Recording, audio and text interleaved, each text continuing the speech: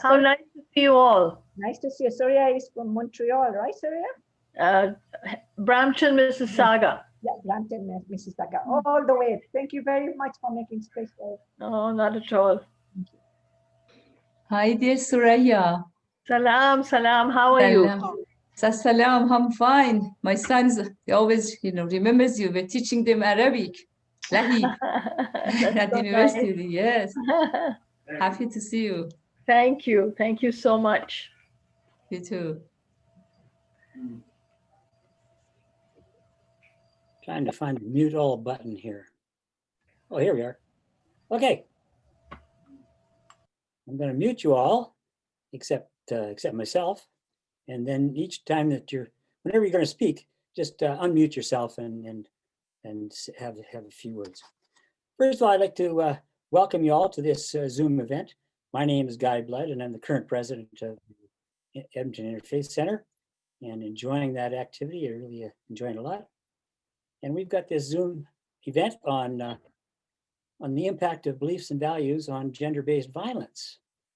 And I'd like to start off by asking one of the contributors to the organization of this event, Nassim, to set the tone of the afternoon with a prayer or a chant or an inspirational message. Nassim, can you unmute yourself?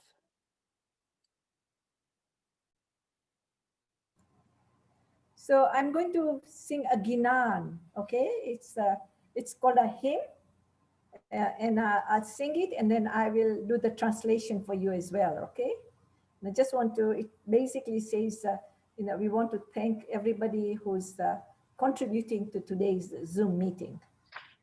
Okay, so we want to acknowledge them and acknowledge to all of us, because we are all here, to share our wisdom too. Thank you.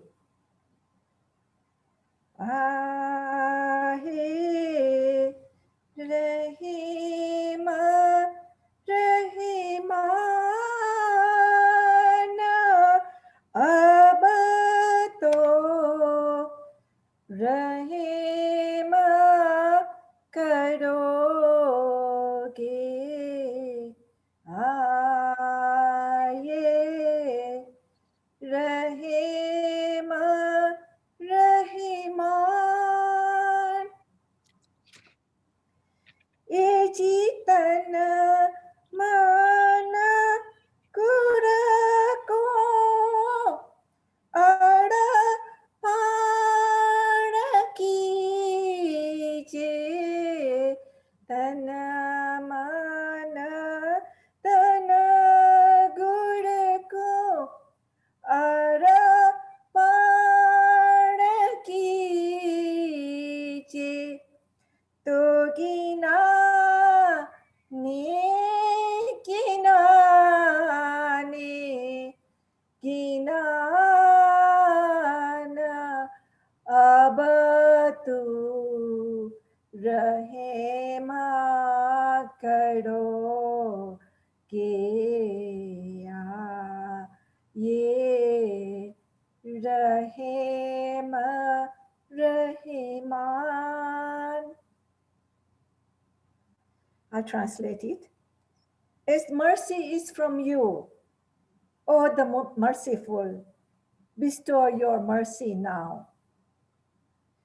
Submit your body, mind, and wealth to the guide. Then through this wisdom will grow. And I'll just give a parable from the Holy Quran, Surah 29, ayat 69. Those who struggle in our cause, surely we will guide them in our ways. And God is with the good doers. Amen. Thank you, Nassim. Thank you very much. And I'd like to acknowledge that we are gathering here, well, not on the land, but certainly in internet space, but we're above the Treaty 6 lands. This land was previously occupied by Indigenous people, and for thousands of years. The United Nations Declaration on the Rights of Indigenous Peoples is valued, endorsed, and acted on by the Interfaith, Edmonton Interfaith, and also the requested 94 calls of action that were put forth by the Truth and Reconciliation Committee. We take those things very seriously and are acting on them. This 2-hour event entitled Love, Justice, and Domestic Violence, Family Violence, has been organized by the Edmonton Interfaith Center. The Edmonton Interfaith brings together people of all faith traditions, as you can probably see on the screen. We are continuously celebrating and promoting peace, harmony, inclusion, and love amongst all faith traditions. There's no faith comparisons in what we do. We work together on social issues of concern to all people. Membership is open to everyone, and please see our website if you wish to sign up as a member. And I'd like to acknowledge our executive too.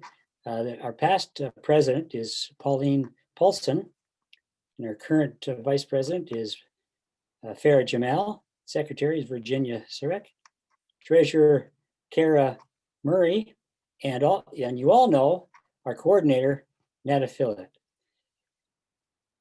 Because that's where you've been getting your emails from. Netta is the face of Edmonton Faith and Edmonton Interfaith in Edmonton. The Edmonton Interfaith Center has worked on issues of family violence for many, many years. And recently, the city of Edmonton created a program to address this issue, and it can be accessed in their website under the title, It's Time. In promoting the program, the city brought faith leaders together to ask their assistance in dealing with this societal problem. And I think that they saw that people's beliefs and values are a big part of the gender-based violence problem. And they believe that faith leaders are well positioned to influence those beliefs and values, hence our activities today. We have several speakers who will be introduced by our moderator, Audrey Brooks, in a few minutes. After their comments, there will be a chance to ask questions to any or all of them. We're recording this event. It's recorded since 1 o'clock. And if you don't want to be seen on the recording, which we plan to put on our website sometime later, then just change your video setting to stop video. Some reminder, most of you are familiar with the Zoom format by now, but just a reminder, because we've been on Zoom for several months now, just as a reminder, in the lower left-hand corner, you have control of your own microphone and video.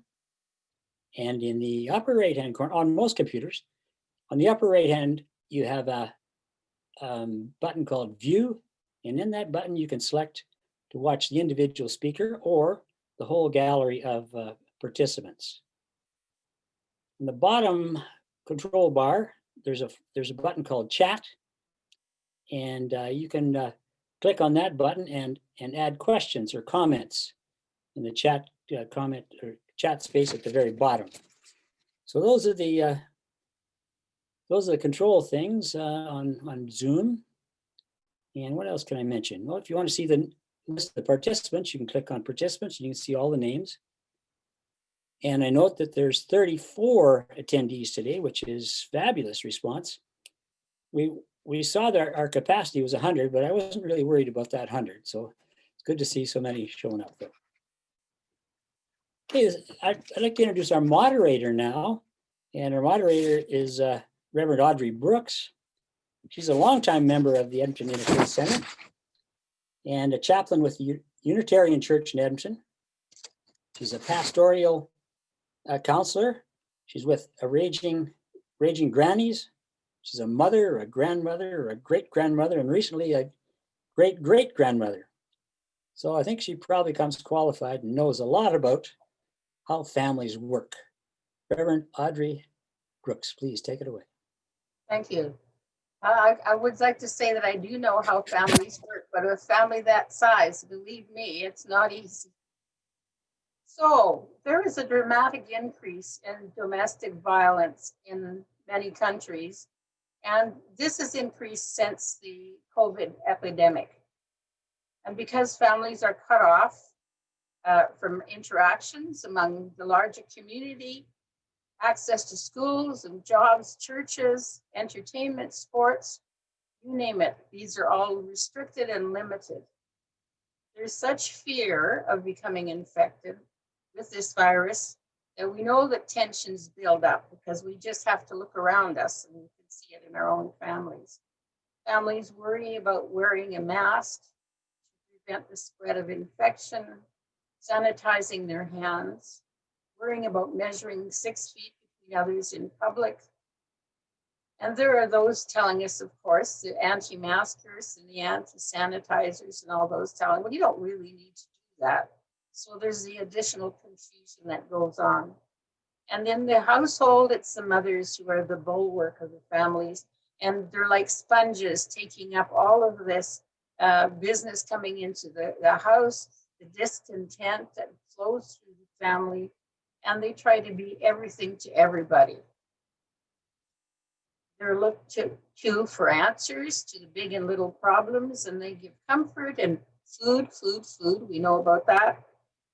They have safe arms to run to when the things go wrong in the home or the world, and things are not as they should be. I think that's a sort of a capsule of what's going on for us now. Now, this model is transferred from the home into the larger world to the women of the world. They may not be traditional mothers, but we carry the expectations in every culture that we have duties as women that are set down over centuries of tradition, and traditions that often make us scapegoats for what's wrong with the world and what's wrong with the family.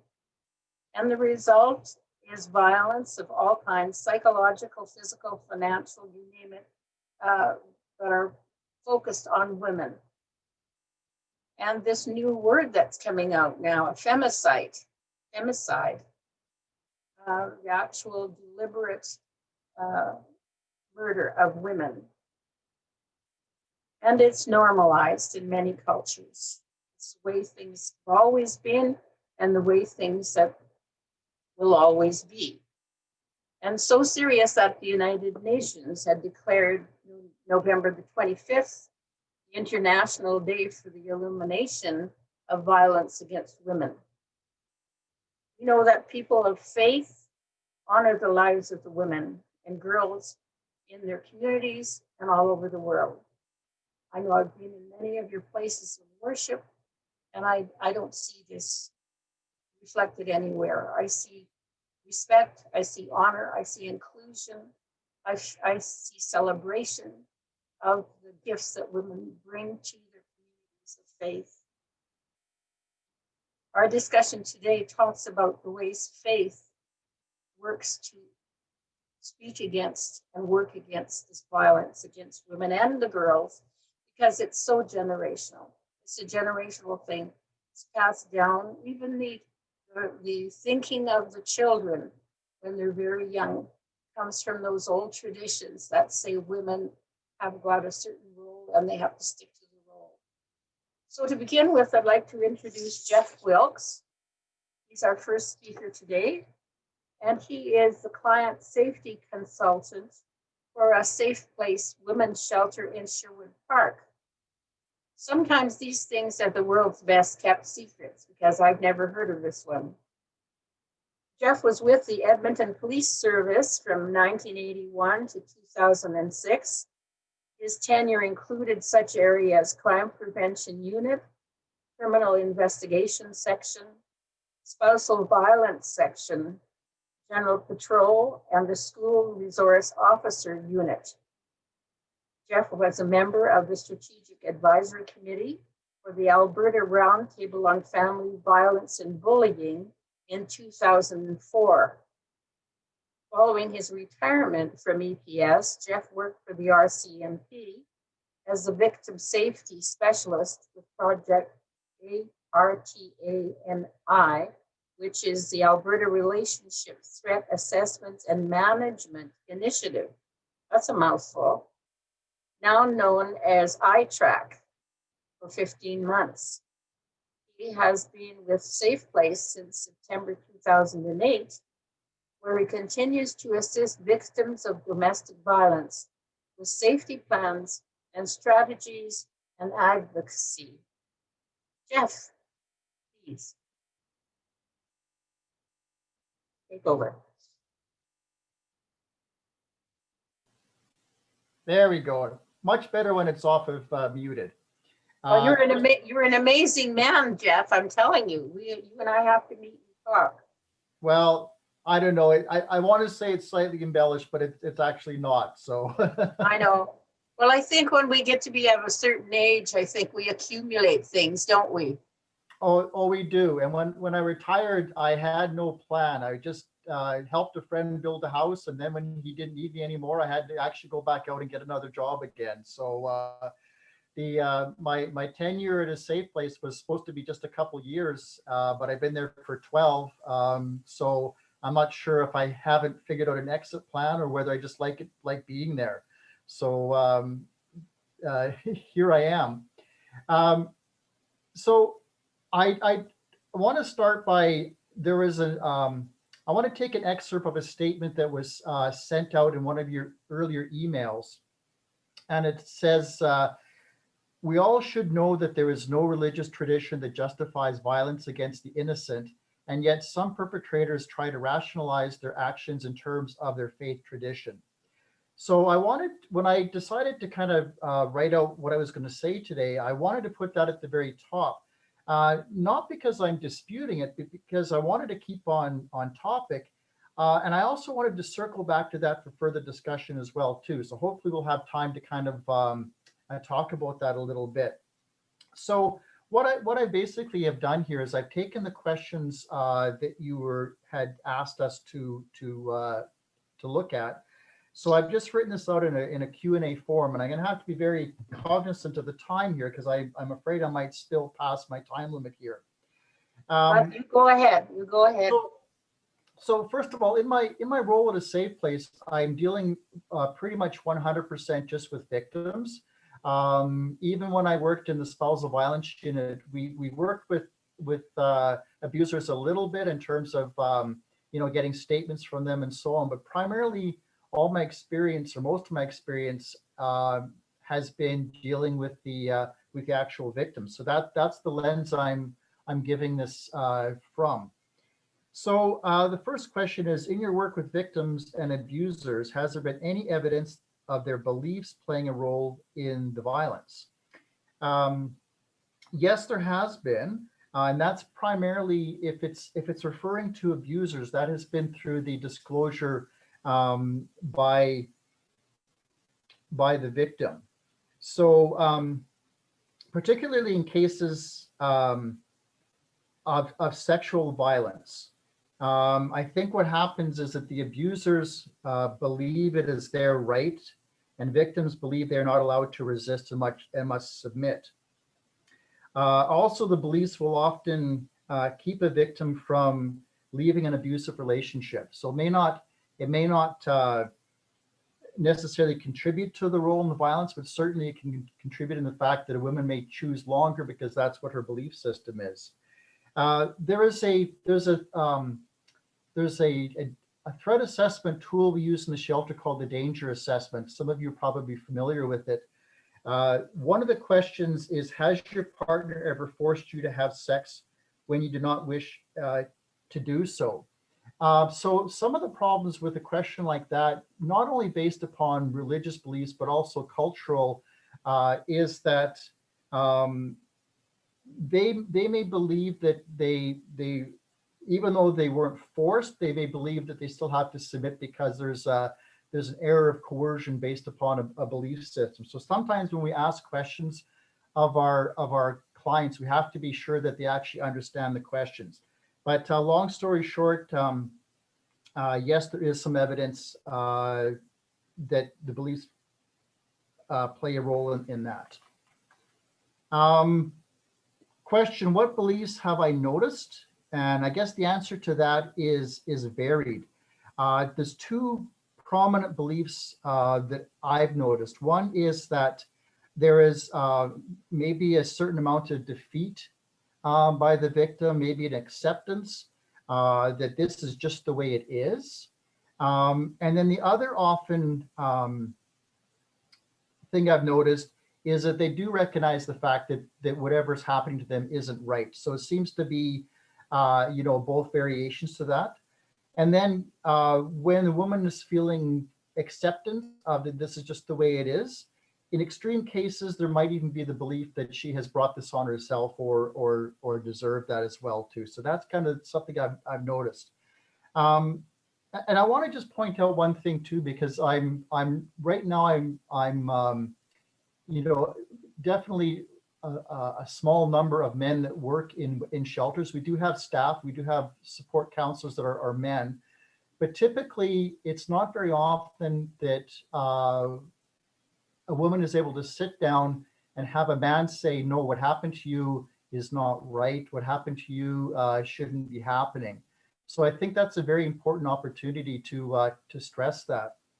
And I don't normally tell our victims that I was a past police officer. If it comes up in conversation, sometimes the conversation will kind of steer that way and they'll ask me, but I typically don't give that information out because it may bias how they're going to work with me. But again, it's when I have that opportunity to reinforce to the women that it's not their fault, then I certainly do that. In terms of the question, how strongly held were these beliefs? And I would say that they were strong either way, depending whether they accepted it or thought it was wrong, their beliefs were fairly strong with that. Question, did I try to help them deal with these beliefs? And again, from a male perspective, I think affirmations that behavior is not acceptable and that they've done nothing wrong. So it's kind of amazing because I have seen many light bulb moments sitting across from our clients where when they hear that from a man, it's sort of like, oh my gosh, it's just so good to actually hear that because they've often have second guessed, whether they've made the right decision or not. Question, were the religious beliefs a factor in the violence? And again, I would say it's a factor in keeping them in a relationship longer. I don't want to say it was a factor in contributing to the violence because that almost would imply that they contributed towards it, but certainly it kept them in the relationship longer. Yeah, and I think too, from an abuser's perspective, I think that religious beliefs can be a factor as well too, because I think it allows them to justify their actions in their own mind. Question, were the abusers and victims members of a religious community? And how devoted a member were they? So the answer to that, I guess, is varied. Sometimes the abuser is, and as such, often it's if the abuser is an integral member of that community, then often their behavior is masked behind their severe influence. In other words, because they carry a lot of respect within the community, then often there's a lot of disbelief that they could ever be capable of abuse of any type. Sometimes it's the victim that is devoted, in which case the abuser may manipulate that to his advantage. So in other words, if she feels because of certain personal beliefs that she must stay in a relationship or must submit, then the abuser may take advantage of that. And that's something that has actually come up in conversation a few times with clients. Question, what facilities do you use or refer people to? Again, because I'm not directly involved in counseling, but often because I might be the first point of contact or maybe a significant point of contact, if there are referral agencies out there that I know can help, then I certainly will provide that reference.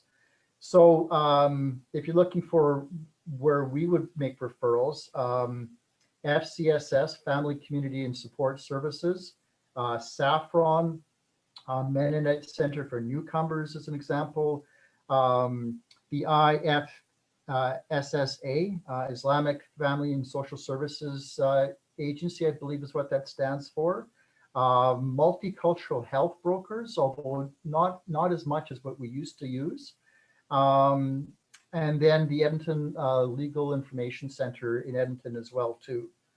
So those are kind of, I'm not sure if I mentioned Saffron, but Saffron is the Sexual Assault Center in Sherwood Park. So that's where our shelter is based. So if there's any clients requiring support because of the sexual assault, then that's the referral we will make to them. And this is a question that I really loved, and it's, do you personally do any counseling of abusers or victims?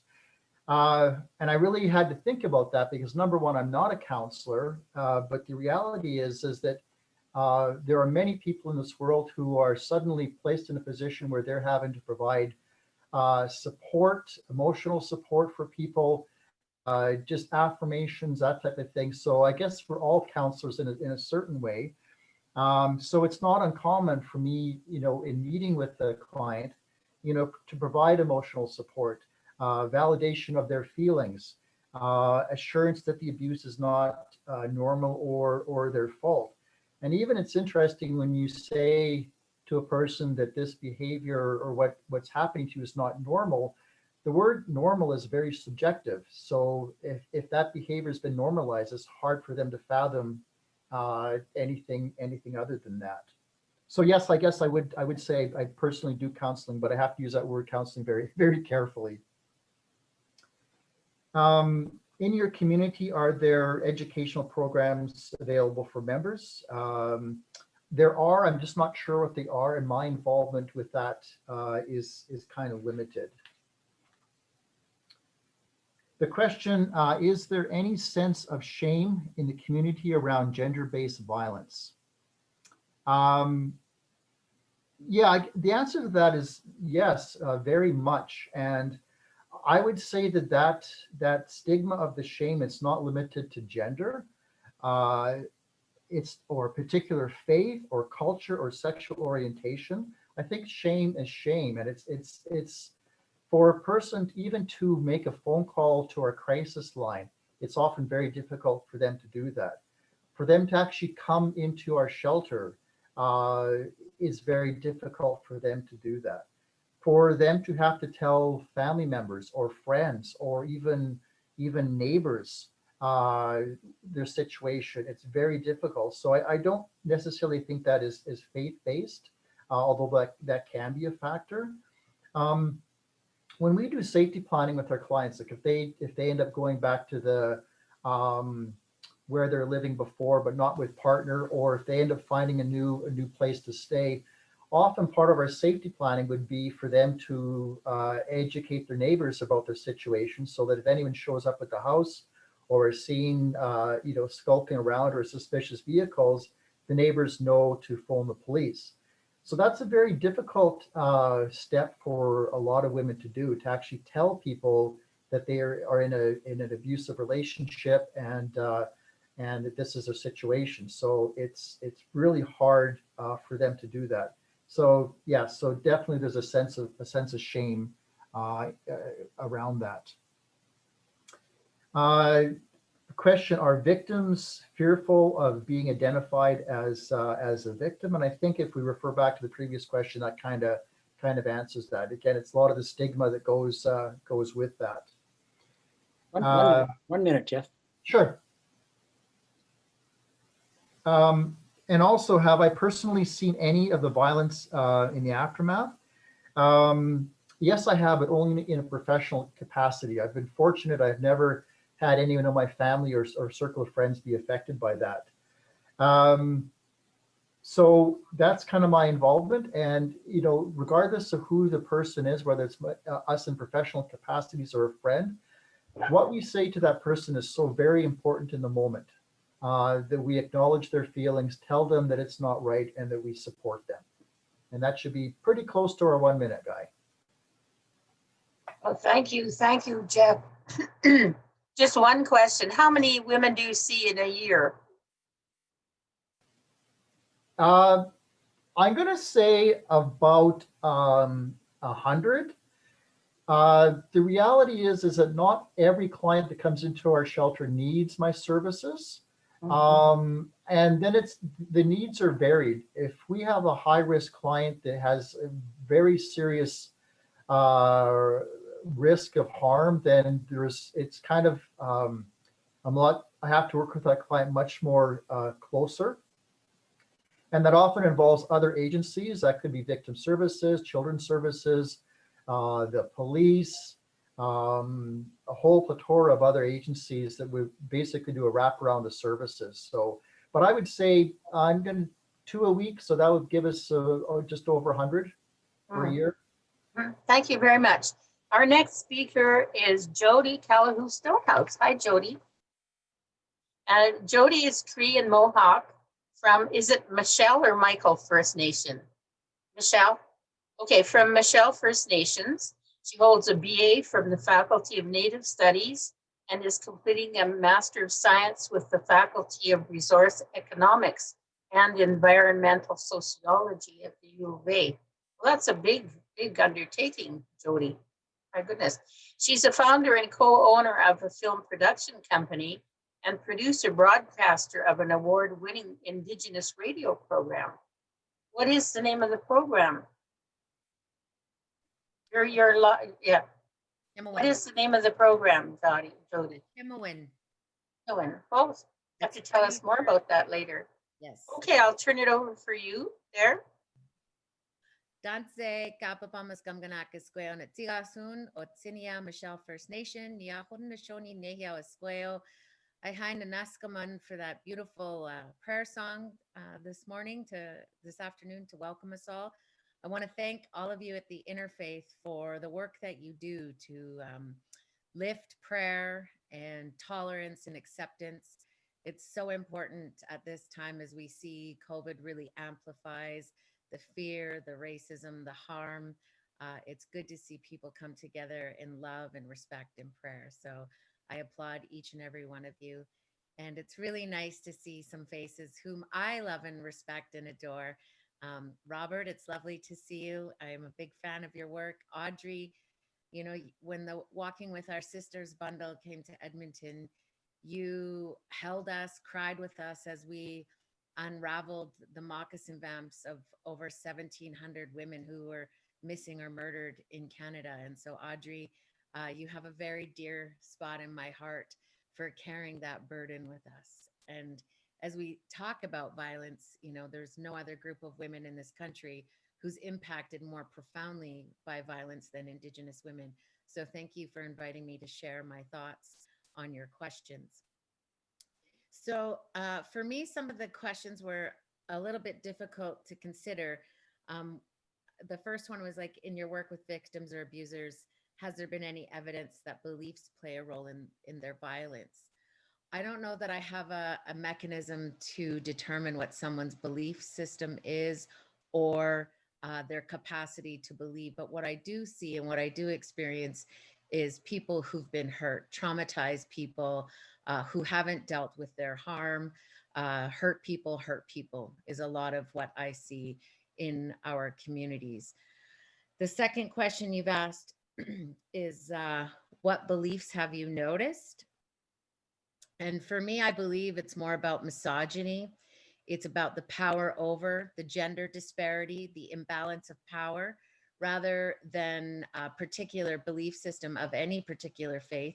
I think it's about the way in which misogyny has been lifted in today's society, and the fact that the role of the man and or this notion of generations of to obey and therefore putting women in submissive, subjugative roles has put us in positions to be harmed. So I would say more so than a belief system, it's rather around misogyny in society, and that can be through a particular religious system and or the television and or the education system.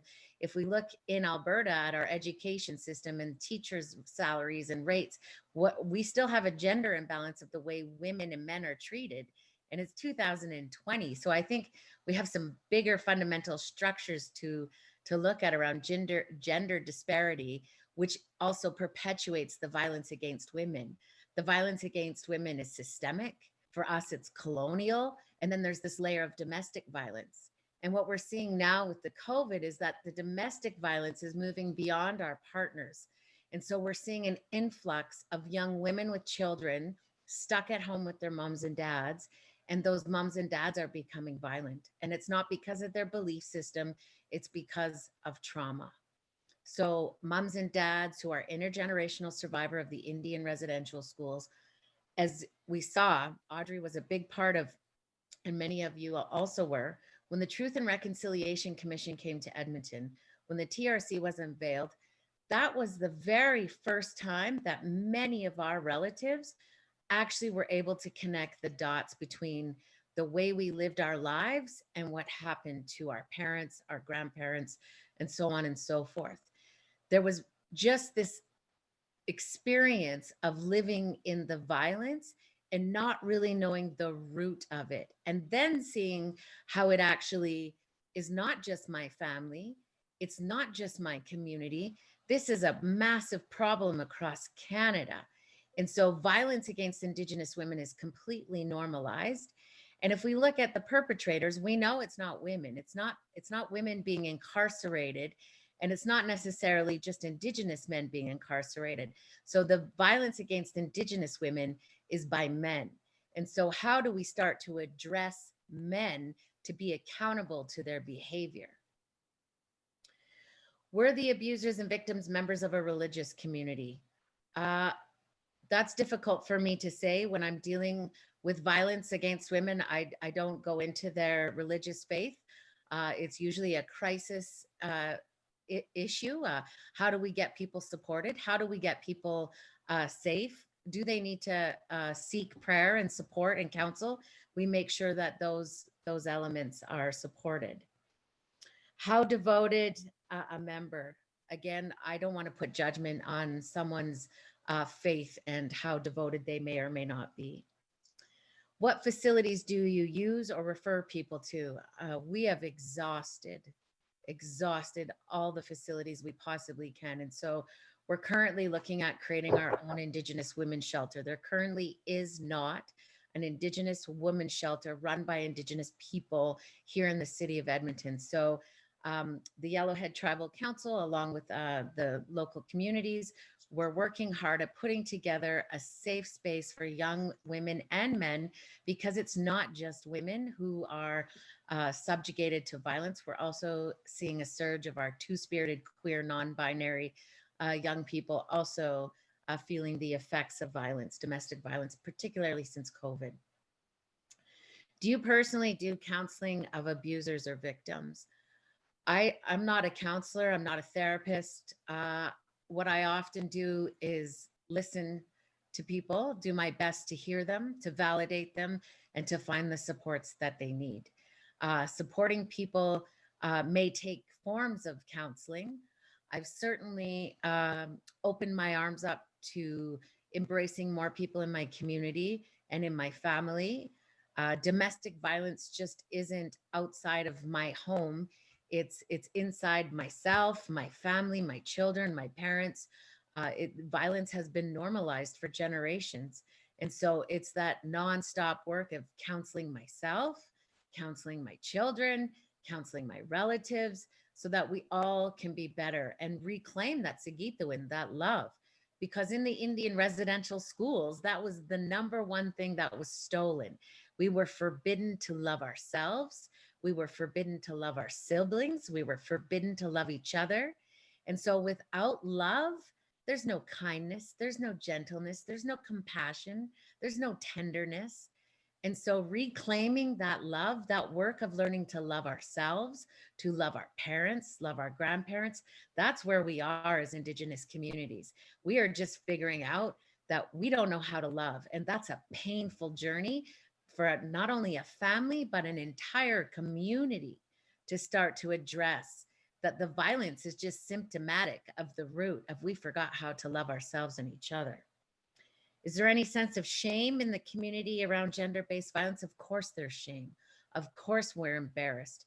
When you have bruises on your face, scars on your body, Of course, there's shame. And there's shame for our men. Our men don't intend to be hurtful. They also are hurting. So the shame is another layer of complexity that contributes to the continuous cycle of abuse. Are victims fearful of being identified? Of course. No one wants to be known as a victim. No one wants to be known as a perpetrator. So that's why this work is incredibly delicate. How we support people with dignity, with integrity, with kindness, with compassion is of utmost importance, because this is very, very embarrassing for many people. It's very shameful. It's very triggering. And it also, with those emotions, stops people from asking for help. So the best way for us to open with loving arms, non-judgmental, to ensure that women and children are as safe as possible. Have you personally seen any of the violence or the aftermath? Of course, our families are riddled with violence, whether it be systemic violence, colonial violence, domestic violence. Of course, I have seen it. I see it on a daily basis, not only in my own family, in my community, across the country. We have a national inquiry talking about the depths that the violence has perpetrated our communities, our women, our sisters. We have art installations showing, 17,000 women who are missing. We don't know where they are. They're gone. They've disappeared. They've been murdered. So yes, I've personally seen the aftermath of the violence. So I tried to quickly go through the questions. What I think is most important of this conversation is, what do we do with this? What do we do to move forward with this? We definitely need a women's shelter. We need a safe place for people to come, Indigenous women to come. We need to support them with food security. People are hungry, and when they're hungry, they get stressed out and they become violent. That's a reality. Addictions. We have mental health and addictions issues, all rooted in that trauma, that violence, that lack of love. So addressing mental health, addressing addictions, addressing poverty, addressing the boil water advisories. It weighs you down when you have to boil your water before you brush your teeth. The hopelessness. It's so much easier to beat the shit out of someone when you're so hopeless than it is to hug them and say, we're going to get through this. So it means we all have to do our work better. It means advocating, writing letters. We need women's shelters. We need mental health support. We need addiction support. With COVID, the addiction spaces closed down. That wasn't helpful. People had nowhere to go. So with that, I want to say hi in the Naskaman. Thank you for listening to me. I hope I addressed your questions to the best of my ability, and I look forward to hearing the other speakers. Thank you so much for that very profound presentation, Jody. And we'll be talking in the future. Our next speaker is Rabbi Gila Kane, a spiritual leader of Temple Beth Ora in Edmonton, and a Rape Crisis Center volunteer, and one of the founders of the Rabbinic Women's Group, B'nai Dinah. Is it Dinah or Dinah? Which created female and feminist rabbinic traditions for healing after sexual trauma. Rabbi Gila, please take over. Okay, thank you very much. So it's B'nai Dinah, and I'll talk about that Dinah. Yes, now. right. Yeah, and thank you to the Interfaith Center for putting this together. And even from the first two speakers, I've already, so many new questions and words and things have come to my mind, and I feel like we could sit here for a whole semester just talking about this and not getting anywhere yet. But what I'm going to do is, I just wrote an article in Hebrew, and I translated the beginning of the article. The article dealt with B'nai Dinah. It's for a book that we're publishing back in Israel. And I translated the first few paragraphs of this, and I'll read you my attempt at translating from Hebrew to English. And what I'm trying to look at here is, how do we as religious leaders tackle sexual violence in our communities? And our exploration of how do we offer a language of healing, not just for the individuals, but for our society in general. So I'm going to begin with a quote that goes like this. Perhaps we should consider that people are disaffiliating because the God they meet in the established houses of worship is not credibly or adequately addressing questions they are asking and consider important. Those 1% questions that really matter. This is by Rabbi Agler. And I think the important question, one of the important questions is, what am I going to do with the 10 commandments? We're missing one important commandment in the 10 commandments. You shall not rape. If Torah had been written by women, surely you do not rape would be higher on the list than you shall not covet. And now that we're missing you shall not rape, what are we to do with the 10 commandments? And I would say with my Judaism. Torah is scattered with stories of rape, but the commandments aren't a story, rather they're the defining structure onto which our Jewish tradition is built. And since we don't find an explicit prohibition of rape in the commandments, I'm forced to learn that my ancient culture perceives stealing, fornicating, coveting, and the desecration of Shabbat as actions that would bring down society, but it doesn't seem to think that rape would do the same thing. I understand from this that stealing my neighbor's property will bring down society, but not the rape of a young boy or girl, not the rape of a woman or of a soldier by his unit members. That will not bring down society's structure, not like stealing. So say the 10 commandments, but we disagree with the 10 commandments. So about a year before the hashtag #MeToo movement burst onto the scene, we began a conversation within a small group of women rabbis. And we asked ourselves, how do we create a contemporary Jewish language to deal with themes of rape and sexual harassment? And later on, we also started a conversation on healthy sexuality. These thoughts had been at the background of our conversations for years, but at least for me, the breaking point arrived after another suicide. A young woman named Maya Lev, may her memory be for a blessing, who had been molested by her father for years, took her own life after feeling totally abandoned by the courts and by society. There was an uproar in Israel and silence in the Israeli Reform Rabbinate. In the years prior to hashtag #MeToo, talk of sexual assault was a secret, even in open and liberal spaces. And it was clear that we needed to begin an in-depth research and action. My hope was that at least in our own communities, we would see the day when you could publicly say a prayer for healing, a blessing for healing at the synagogue in front of the whole congregation. So when I go over our email discussions and our meeting reports and summarize the process we've been through up until today, I note there are two subjects that kept on surfacing during those early years. The first one was the relationship between the soul, the spirit, and the body. And the second was the spiritual function of the feeling of the need for revenge. And the question of revenge kept coming up. How do we tackle revenge? How do we deal with the feeling that revenge brings? I'm not going to talk about it today, but that was very powerful. So initially, I wanted us to write a public letter of outcry, but very little in my rabbinic education had prepared me to write such a letter. What words would I use? What rabbi would add their signature?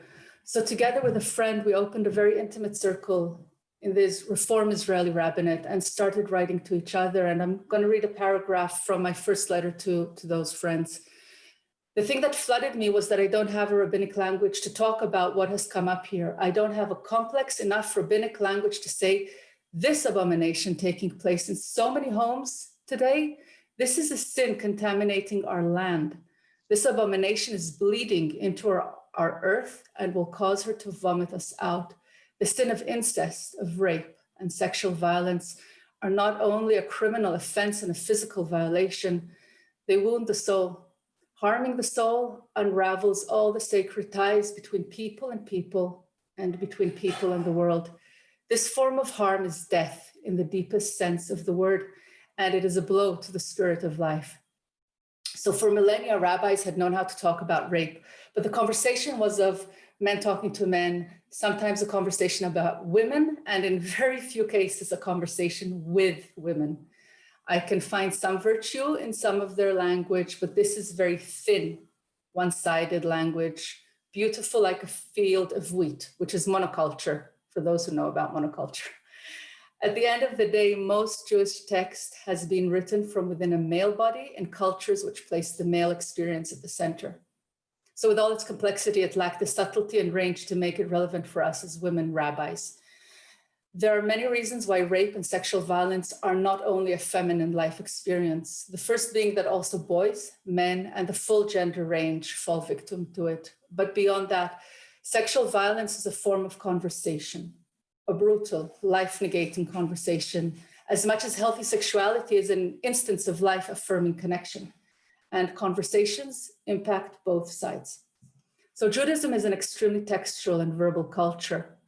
What does our literature tell us about the power balance between men and women, about sexuality, and about relationships? So that's the end of the first few paragraphs. I will say that we ended up not writing a formal letter, but a group developed and it grew. And from the first 4, 5, 6, 10 women that gathered, we now have close to 40 or 50 women rabbis affiliated with our work, and many male rabbis joining into the conversation. Pushing this conversation forward was difficult. We crashed into much misunderstanding, fear, and resentment, even from our colleagues. This forced us to pause and check with ourselves, how do we create a conversation that brings everyone in? Some of our male colleagues opened up about violations they themselves had experienced as boys or young men. Where was their space to speak? Some suggested we should change Bnot Dinah, the daughters of Dinah, to Shevet Dinah, the tribe of Dinah, the 13th tribe. Widen the circle, widen the conversation.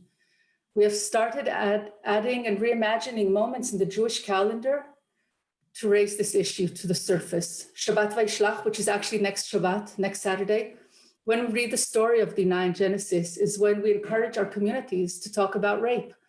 The 9th of Av, the day when we commemorate the destruction of the temple 2,000 years ago, is now given another facet as a moment to talk about the destruction of and in many homes today. And we look at other key moments in Jewish time. I think what this process has taught me is that teaching me is that change comes gradually, and then suddenly it bursts open and is born. It has reminded me that most people, most of the time, fight back when they feel under attack, and that using our own cultural and religious language helps people realize the problem lies not within our spiritual culture, rather it sits at the places where we stop listening to it. People need to feel cared for and at home, even when we're tackling hurtful things. And I've mainly learned that working on social change, this radical, needs a group. You cannot walk it alone. We need to find a group of friends, talk, disagree strongly, and we disagree strongly. Be open, be safe for each other in your disagreements. Take each other to daring places that scare you. Do not feel comfortable, but hold each other's hand on the way. And I'll just end saying that we're entering Hanukkah, the Festival of Lights, in a few weeks. And I think for me, this is about bringing not just light into the community, but shining a light on very dark places in our community and being able to, as I said at the beginning, to arrive at a moment where these conversations can happen, if people choose to, can happen in front of the whole community. This is where healing happens, when the whole community can hold us together. So that's it for me. Thank you very much for listening. And if there's any questions, I'm happy to answer them later. Amen, amen. Is your group open to other people as well, or is it exclusive to the Jewish community? It sits in Israel. It takes place in Hebrew. And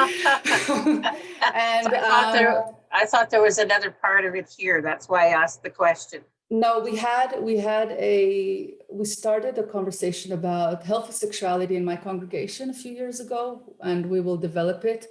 This group that I'm talking about is specifically for rabbis, because I think apart from anything else, we need to work on creating a language. And I talked about language Exactly. at the beginning.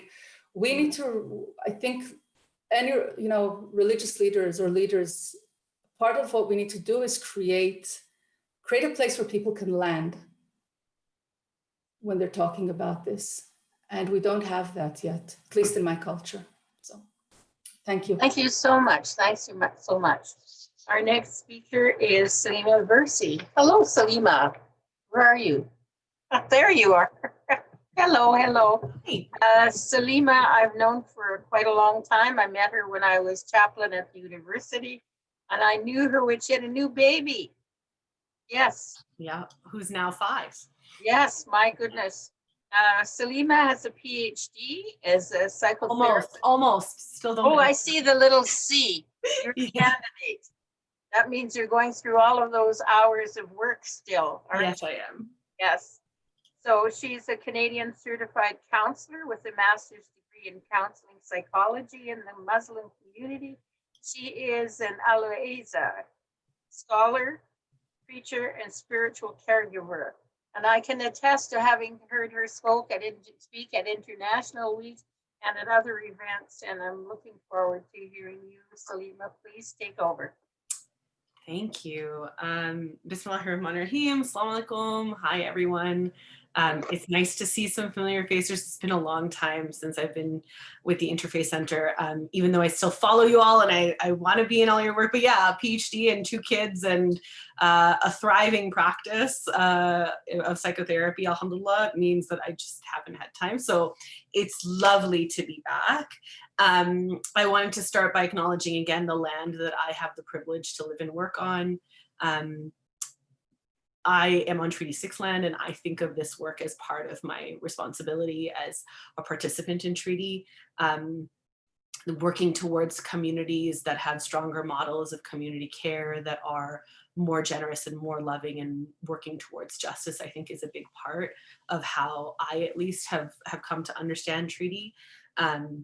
But it's an ongoing process for me, and one that I recognize I often fail at. And so I appreciate the chance to have these conversations and to listen to you all as you share. I, for whatever reason, didn't get the questions, but I think what I prepared will answer them anyway. So I'm going to read you all what I wrote, and then I'm happy to answer questions. A helpful background might be to just know, like, yeah, I do have my own psychotherapy practice in addition to being a scholar in the community and also a scholar academically. I have a psychotherapy practice in which I specialize in working with Muslim women and women of color. And so a lot of how I understand these issues is heavily influenced by that. And I'm also a co-founder of the Muslim Feminist Collective of Edmonton, which also heavily focuses on areas surrounding Muslim women and justice. So that's just helpful background as you're listening to me ramble on. Okay, so I mean, as you've heard from other folks today, obviously, I think there's a broad agreement that none of the traditions that we come from ultimately support family violence, at least not in theory and theology. And that is equally true of Islam, particularly when we look at it through the lens of scripture and prophetic tradition. So when we look at the Quran, for example, there is a broad ethos of love and justice for all of humanity, and that's clear from the very beginning in how the Quran speaks about creation. So humanity, we're told, is created from a single soul and its mate. And that idea of being interconnected, of coming from a single soul, has inspired Muslims for generations to think about justice as a deep and living practice. So for example, there's a well-known poem by the poet Sadi that is etched into the wall of the United Nations, where he talks about how human beings come from a single whole of this single soul, and that if one member, one limb of that body is afflicted, then all of the other parts of the body should be uneasy. And if you're not, then something is wrong and you can't actually claim the name of human. And in that vein, the Quran also makes it clear that there is a moral imperative, that righteousness isn't just performative prayer, but it is a lived ethic that embodies faith. And that is in particular shown through how we care for those who are most marginalized in our communities and how we liberate those who are oppressed. So one of my favorite verses of Quran, Ayat al-Bir, talks about how goodness is not, piety is not turning your face to the east or the west, that piety is belief in certain things like God and the angels and the prophets and stuff, but then that piety is actually doing things. So giving away our wealth to those who need it the most, no matter how much we might cherish that wealth, that we keep up the prayer and we give the alms, that we keep our promises when we make them, that we're steadfast through adversity, and that we liberate those in bondage, is probably my favorite part of that verse. And even though historically that was interpreted as like the buying of ransom to free slaves, I have always, particularly in the newer translations, thought of that as, well, what does slavery look like now? And how do we understand oppression now? And how does this verse apply? And I think the framework here is one of those places where it does apply still. Beyond that broad ethic, one of the places that I focus on especially is gender justice. And so my perspective has always been that the Quran is very clear on this, right? That there are verses that explicitly note the spiritual equality of men and women, verses that talk about our mutual responsibilities to one another, to care and protect one another.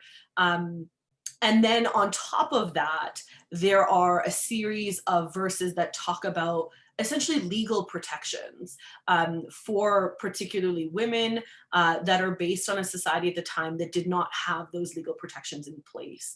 And so there's a moral arc. There's a clear arc to guidance in the Quran that shows us a pathway towards a society where equity and justice are our guiding principles. But I still do the work that I do, and there's a reason for that. Because no matter how much any of us say that in theory and in theology, our tradition is against family and gendered violence, and it is, no religion exists apart from the people who practice it.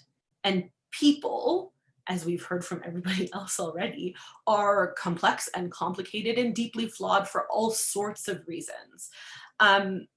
And Islam is not exempt from that any more than anyone else is. So when I was prepping for this, I had used actually the Canadian Council of Muslim Women. I know there's a bunch of CCMW folks on here. They have a project about engaging men and boys in ending family violence. And their reports on that front are just solid. All of their work is always solid. And they talk about in that report how in particular, how patriarchy seeps into our religious traditions, and how that shifts the meanings and interpretations that might have been originally intended, or that we might understand if we look at it through the lens of a moral arc or of sort of a progress towards justice. And ultimately that sometimes those interpretations that are influenced by patriarchy become the mainstream interpretation, because that is the nature of power in our world. And this is the water we all swim in.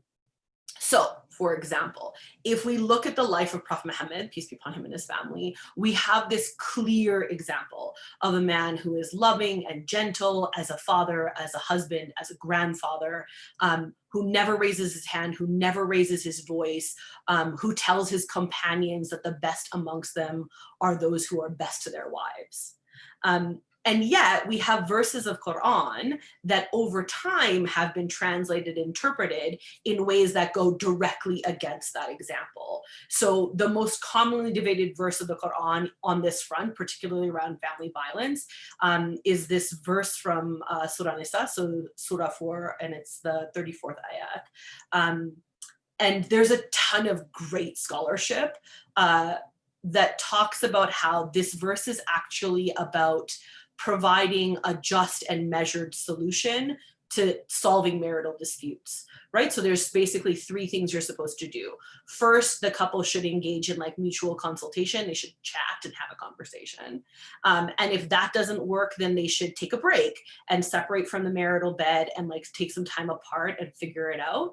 And if that still doesn't work, then the argument that most folks who believe in gender justice make is that the third part actually says that you should turn away or walk away from one another. But there is an alternative translation. The more gentle version of it is that you should gently discipline your wife, and it is specifically husband to wife in those translations. And the harsher translations are that the second is to abandon your wife and the third is to beat her. And then there's like legal traditions that talk about like, what does it mean to beat her and how much can you beat her and can you leave a mark and what does that look like? And that's how patriarchy works, right? It shows up in our systems. It shows up in our interpretations. It shows up in our translations even. And so that tension is real, and it's something that we have to confront because there are very real life implications to those kinds of interpretations. Even though I, as a scholar, would argue that that's not a correct interpretation, it's still one that exists. And even if it's a minority interpretation, it's still one that exists. And so what that means for me in my practice is that I regularly see women who have been told directly or whose friends have been told by sheikhs, by community leaders, by board members of various Muslim boards, that abuse is not actually a big deal, that they should have sabr, patience. Patience is a virtue, that they should work at being better wives, that even if the violence is unprovoked, that divorce is a greater sin, that they will literally go to hell if they report the violence or if they divorce their partners. And that is true of all forms of violence, physical, sexual, emotional, all of it. And so that's not a comfortable place to sit for me as a Muslim, but that's what I hear all day, every day in my practice.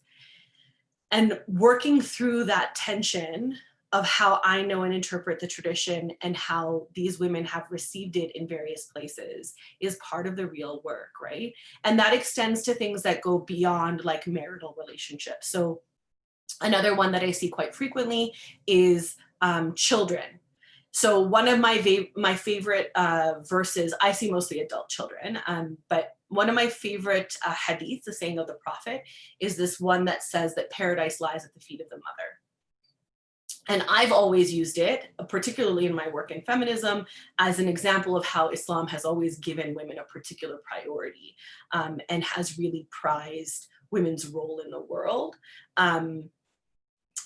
But I also see adult children whose mothers have used that verse as a way to justify their violence, that they use it as a coercive means to say, well, I should be able to do what I want to do and you have to obey me, and if you don't, you will go to hell. And that's a very real thing. And the first time I heard it in practice, it was jarring. And by about the fifth time with a new client and different people every time, I realized that it was way more common than I thought it was, to have that hadith used in that way. And so that's a very real thing. And then it also extends then into how our organizations work on the ground, right? Like we have great organizations that might even be working in domestic violence, but don't have strong domestic violence policies for how they do community work. So either the policies are non-existent or they're very flimsy, where they prioritize like presentations of unity or this idea of equal access over safety, over minimization of harm, over reducing re-traumatization. And like those are real issues that we have to confront. And I mean, to be fair, like these are human issues, right? Like this is not a Muslim problem. This is a people problem. And I hear the same things from Jewish friends and from Christian friends and from atheist friends and from just people. Like this is true in the queer communities that I work in. It's true in all of our communities. But I think it's relevant for us to talk about the places where we hit the wall, because we do. There are still places where we keep hitting the wall. And so, yeah, I mean, I think it's important for us to recognize those places. And then there was one other point that I thought was particularly relevant that I do think is specific to Muslims. And that is the places where family violence and gendered violence overlap with Islamophobia. And so what I mean by that is that we all live in a society that has a larger framework of entrenched Islamophobia, entrenched racism, and entrenched patriarchy and misogyny. And that means that every time we have this conversation as Muslims, there is the potential, like that everything I've said today even will be used as a mechanism to further Islamophobic narratives about Islam as backwards and ignorant and violent. And it opens us up to the potential for increased harm from policing, from authorities, from other communities, from the media, from all of these things that we already experience disproportionate harm from. And so what that means is that every time a Muslim child is abused, they have to not only consider the impact that reporting will have on their life and their family's life, but also how it will impact the way that their community and their faith is seen. Am I running out of time, Guy? I saw Yeah, you. 1 minute. 1 minute. Okay, I'm almost there. Perfect. And it means, yeah, like every time a Black woman wants to report a partner who's abusing her, she has to decide whether that call will result in that partner or her son or her other kid dying. Like, these are real things. And we have to think about how that factors into the conversation. And I think often we miss that nuance of the multiplicative impact of things like racism and Islamophobia in these conversations. So I'll just end with a what do we do? So I think, yeah, diversifying how we see Muslims and Islam, like real empathy that allows for people to exist as individuals and not as monoliths.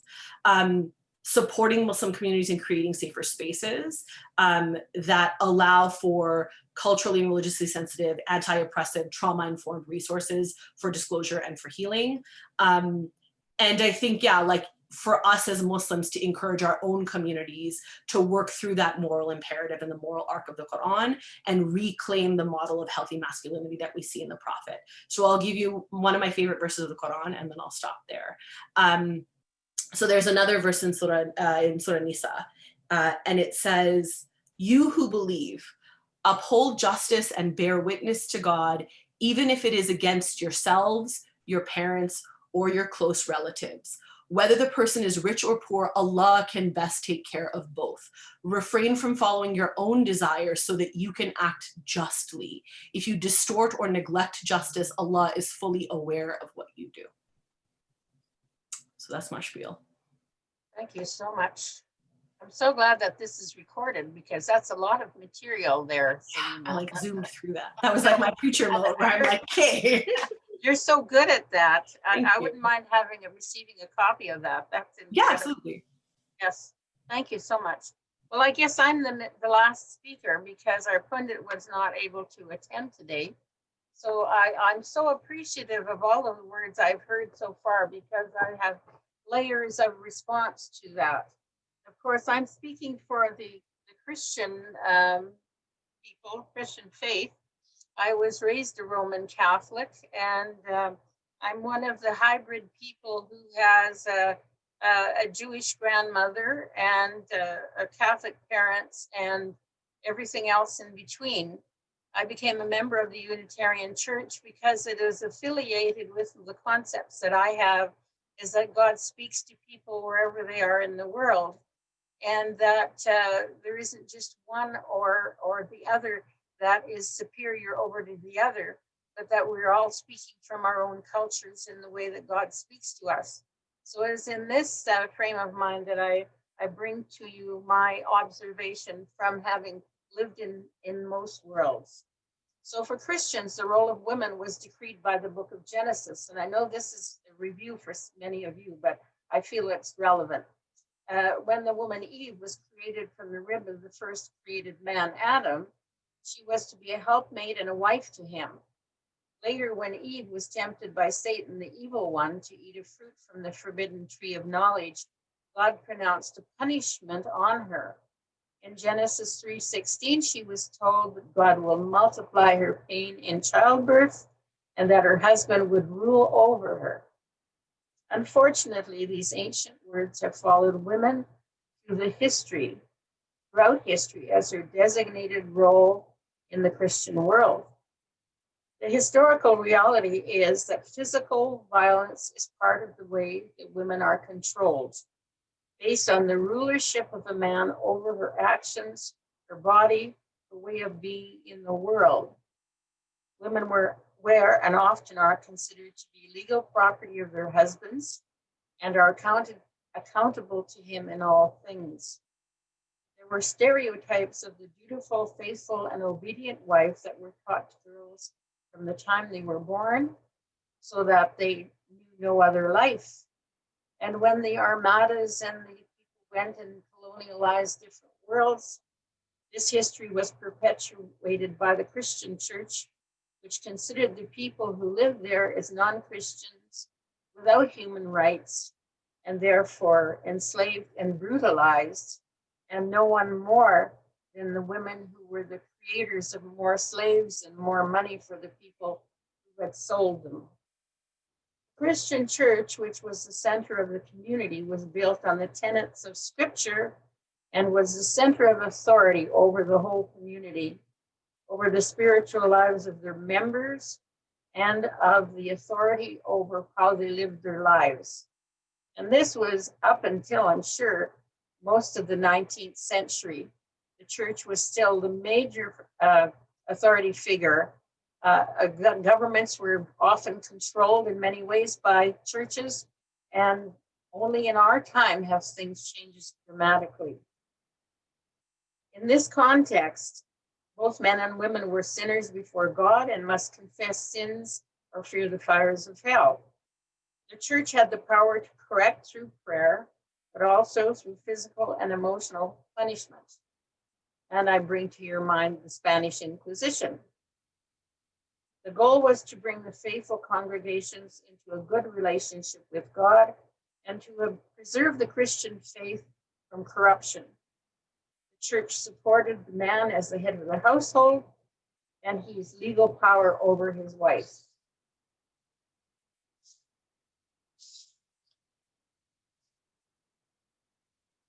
Unfortunately, violence against women has been a part of Christianity since its beginning. They were seen as trying to take over the authority of men and in need of correction. John Knox, who was a Reformation preacher, spoke of them saying, "Women by nature are weak, frail, impatient, foolish, unconstant, variable, cruel, and lacking the spirit of counsel." And this is only one reference. I mean, there's St. Augustine and many of the church fathers talking about the patriarchy that you were mentioning, Rabbi Gila and Salima. The kind of reference to the character of women is the backbone of Christian beliefs about the nature of women, which has influenced generations of people who thought it was decreed that women are inferior and in need of constant supervision and discipline. Is it any wonder then that this misogyny has followed us into our century? Thank goodness this picture has changed. But when such attitudes are embedded in a faith, it takes a long time to undo the damage that is part of the culture of violence that is committed against women and girls. For this is a generational history. Christianity today, if it is built on the contemporary study of the life and work of Jesus of Nazareth, has very little to do with violence against women and more to do with affirming humanity in all its manifestations. Jesus was said to be a leader of his times who saw more than ancient traditions. He saw into the hearts of the people and celebrated who we are as human beings blessed by God. The institutional rules that govern every step of human behavior and spiritual practice was only useful if they were loving, just, and therefore for everyone, not just the chosen, rich, or the powerful, or the males of society. Liberation theology came out of this liberation theology came out of this contemporary revisioning of scripture, brought forth by feminist writers who took on the church, which is male-dominated perceptions of the place of woman in the church. They brought forth the names of women over the centuries who were spiritual leaders in the early church. And those like Hildegard von Bingen, whose medieval abbess whose pharmaceutical knowledge is still used in medicine today, and whose music you can still hear.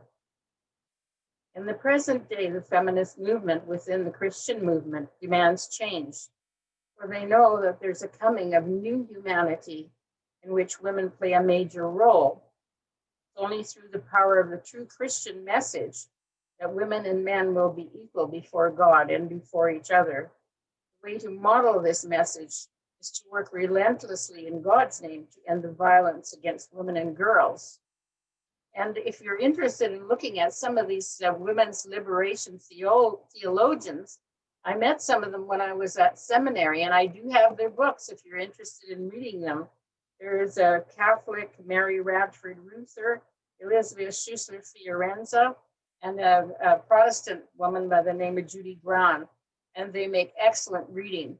I think that those of us who are working against violence toward women and girls have to have a background in knowing exactly where we are launching ourselves from. Because until we can get rid of this idea that women are somehow different from men and that they're inferior, there's not much is going to happen. I mean, even if we're speaking with each other here today, are we preaching to the saved? Are we preaching to the committed? Are we preaching to those who are out there doing the work? How do we move this from our security of knowledge, where we stand with relation to violence against women and girls? How do we move that out? And I know Rabbi has talked about that, Salima and Jody, and we have so much more to do. So the question is, what's our next steps? How do we make this reach out from where we are? And that's it for me. Thank you.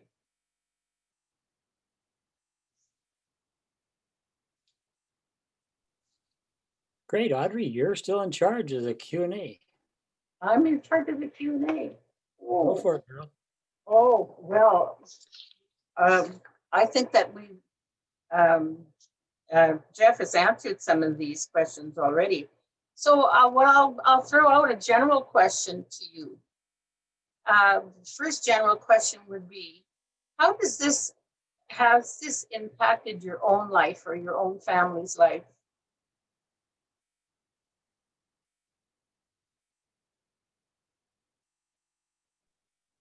Do you have anybody in mind, or to all the speakers? No, I'll just open it up to everybody. I know it has in mind, because coming from a very, very large family, that there are always interactions going on. And I was told to behave myself a lot in my life, because I was kind of a little bit of a rebel. But I was able to overcome that. But I'm wondering, well, what about you, Seema?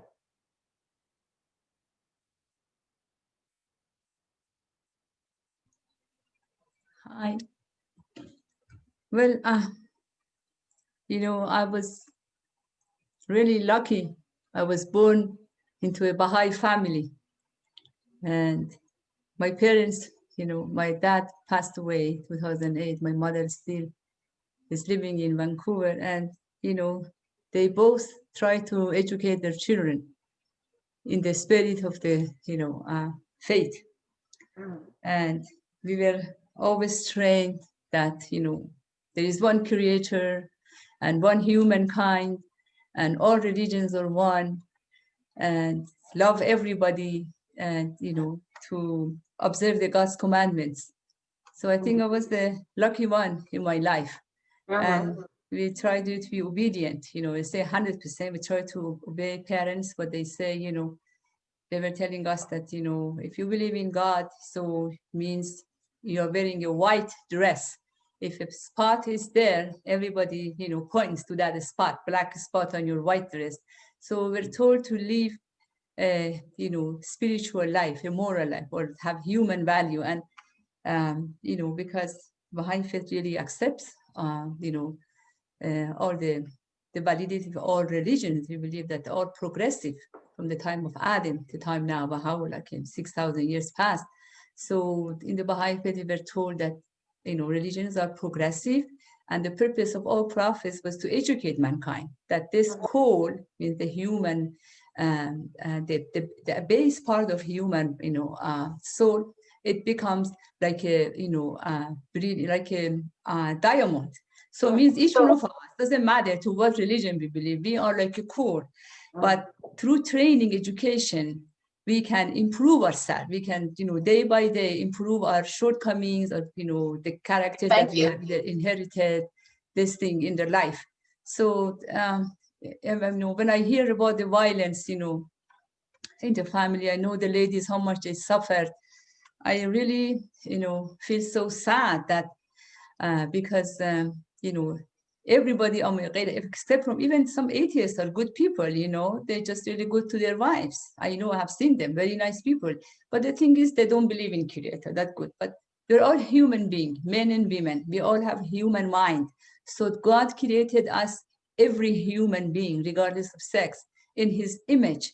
Means God has given us all his attributes and names to each humanity, that we can reflect those attributes of God towards each human being without any prejudice of anything, race, nationality, language, religion, because we're one. And if we follow that concept that we're one and we are going to be just towards each other, we can achieve. But it needs training. It needs training from the family level.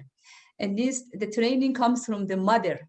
When the mothers are truly, spiritually, especially educated, not academically, and say academic is important, but now there's been no spiritual more important than academic, because supposing a child knows all the knowledge, everything has that child. Is a scientist, they say, but doesn't have a good moral, a good behavior, and is abusive to the wife or to mothers or to ladies. What kind of education is that academic? So academic education, spiritual has go hand in hand. So I say the mothers are the primary educator. They can educate both men, boys, and the girls.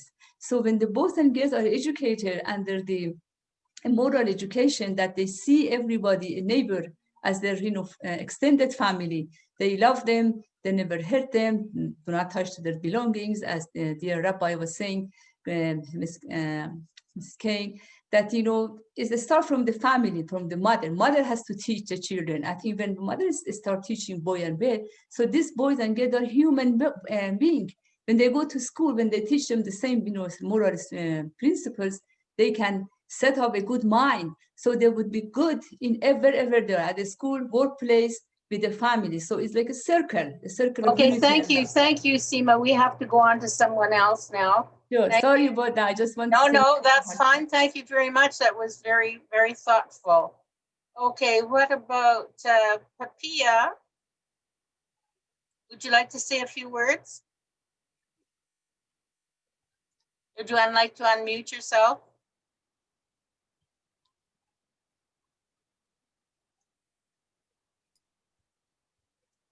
Okay, go ahead. Yes, I was just going to say that I was very impressed by the presentation. And I have a question for one of the presenters. Is that okay right now? Yes, of course, yes. All right. And it was something that Jody mentioned. I think its name was Jody. And the violence against women. And one of the things that Jody mentioned is that it's not the belief system, it's not the faith, but it's how the people who are traumatized and, who the gender imbalance. And one of the things that she talked about was that having shelters for Indigenous people. And I'm just wondering right now, is there a gap in the system where people can go to? Like, are the shelters not working for the Indigenous people? You want to answer that, Jody? Sure. Thank you for raising that. Papaya, is that right? Papia. Papia. Yeah, I mean, there's no space. There's no room in the intake. We have overburdened the system because there is a huge gap in what we are able to provide for services, and services that are culturally appropriate, that are rooted in our belief systems and our value systems, in Indigenous ways, respect, love, trust, all of those 7 grandfather teachings are, what form our ethos, our ethics, our values. And there is no safe place that shows that, outside of the land-based practices in communities, there's no institution for Indigenous people, by Indigenous people, to house people safely and support them in their healing journey and in that work of recovering from violence. And it is work from recovering for both. So as part of our advocacy from our groups, whichever groups we belong to, do you feel that we need to write letters? Yes. Yes, that would be so very appreciated. And, you know, mentorship for folks who have done the work, who are doing the work. We're under-resourced, we're overburdened with work. And, you know, if you have capacity or space to support people, do that. Or, you know, someone who can, like, we're juggling, those of us who are doing the work are doing the work of 5 people. So we're tired. Thank you. Thank you. Thank you. Is there anyone else that would like to ask a question?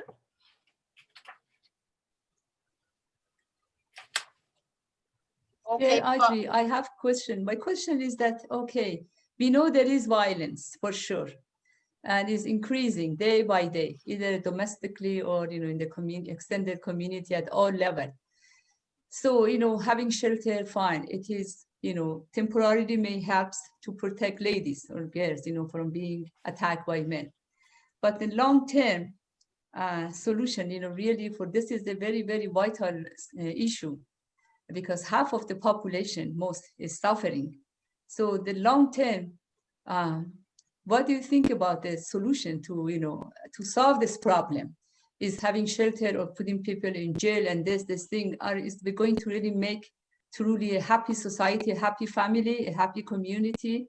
well, let's open that question to people. Would anyone like to answer that one? Respond to it? I'll weigh in, sure. I agree there is a need to address root issues and root causes. I think one of the problems is, particularly around issues of violence in this way, we're perpetually triaging, like we're always doing critical care work because there just isn't enough in the way of resources. And so there hasn't been time or space for us to think about root cause stuff until, I would say, very recently for a lot of us, that even though there has been theorizing on those things on the ground, we haven't really seen it. And I, at least in my work, I've seen that shift of late. My sense of how that needs to be responded to, I think, goes back to a lot of what Jody was saying about the multifaceted nature of this. And so, like, a broad understanding of trauma, an understanding of poverty and how it impacts this, an understanding of addiction and how it impacts this. And so, like, in my own communities, that means if we really want to look at the root causes of these kinds of systemic issues, we have to look at racism, we have to look at Islamophobia, we have to look at policing, we have to look at like poverty, housing, like all of those things are part and parcel of these issues. And I think in addition to that, there's theological work to do, right? Like, I think there is the practical, pragmatic work of the systems that we live in, and there is the theological work that has to be done to help reground us in ethics of justice. That I think, again, speaking for my own communities, were largely disrupted by things like colonization.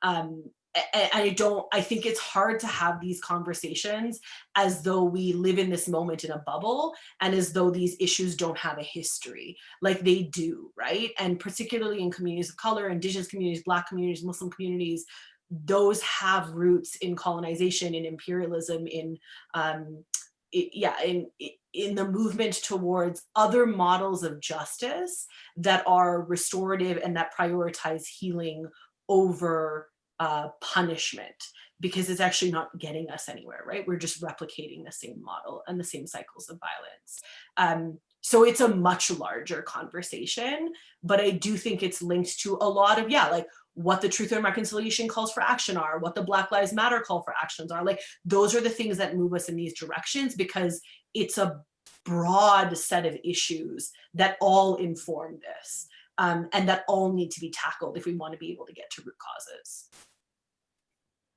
Thank you, Salima. Jeff, do you have anything to add to that? I sure do.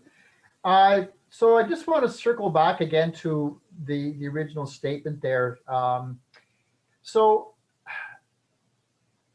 I've met with clients where they have said that they've gone to, a spiritual leader within their community, whatever that refers to, who has said things such as, you should go back to him, you should work it out.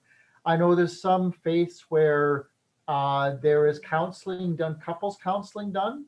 And I think sometimes maybe the person that's doing the counseling, whatever their capacity is, doesn't appreciate or understand what domestic violence is, or doesn't understand the extent of it within that relationship.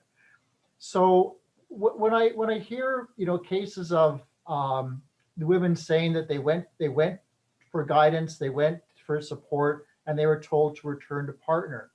And you know what? This isn't exclusive to just faith groups. I'm just thinking about how people's personal beliefs often can really interfere with that. And I'll give you another example of that, where a client told me that she went into shelter. She brought her kids with her, and there was some police involvement at the time. And the police officer said, "Well, you can't deny the kids seeing their dad."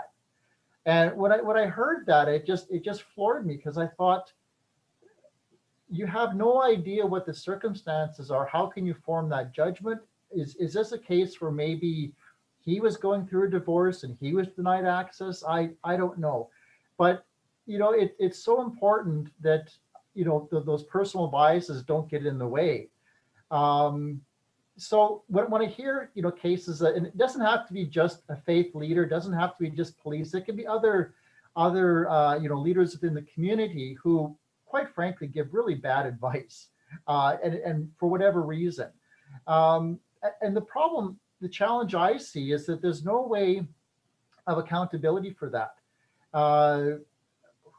Who's going to then say to this leader, "Look, you can't be saying that," or going to the police officer and saying, "You're giving bad advice," or even going to the police officer superior and saying, "Look, why is this officer saying this to the women?"